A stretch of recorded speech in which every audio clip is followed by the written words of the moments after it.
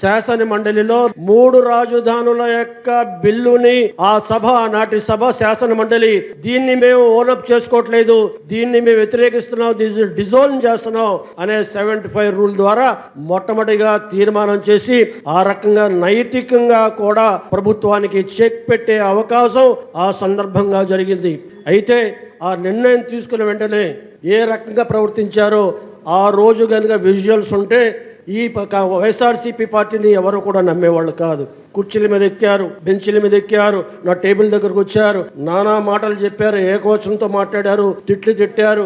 నేను బయటికి వచ్చేటప్పుడు ఎవరైతే ఒక మంత్రి ఉన్నారో ఆయన మంత్రి నా కులం పేరుతో కాకుండా నా పుట్టుక మీద కూడా ఆయన మరి మాట్లాడటం కాదు, నా గుండెల మీద చేతులతో కొట్టాడు.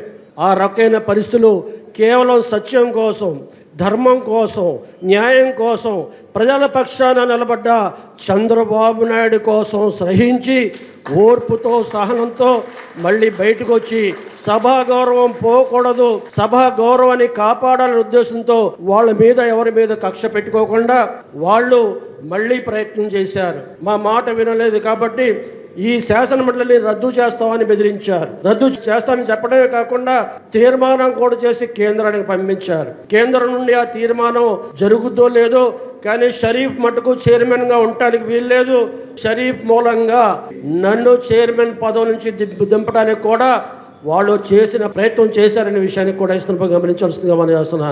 మొట్టమొదటి నుంచి ఈ బిల్లు వచ్చినట్టుగా నుంచి 27 మంది శాసన మండలి సభ్యులు ఏ రకంగా అయితే ఏక మాట మీద ఏక త్రాటి మీద పార్టీ ఆదేశాల అనుసారంగా ఉన్నారో అదే రకంగా అన్ని వేళలు కూడా కలిసికట్టుగా ఉండటం మూలంగా ఏ రకంగా కూడా వాళ్ళు అనుకున్న విషయాలు అనుకున్నట్టుగా జరగలేదు.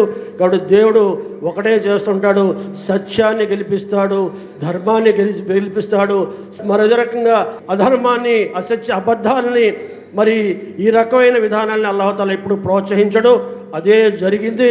ఈరోజు పార్లమెంట్ ఉభయ సభల్లో కూడా మరి తీర్మానం చేసి రేపు చట్ట రూపంలో కూడా చట్టబద్ధత కలిగే విధంగా ఈ ఎన్డీఏ కూటమి మనకు సహకరించిందంటే ఈ రాజధానికి తిరుగులేదు, అమరావతికి తిరుగులేదు. ప్రజా రాజధాని, ప్రజలు కోరుకున్న రాజధాని, ఈ రాజధాని కలకాలం ఉంటుంది. మన పిల్లల భవిష్యత్తు కోసం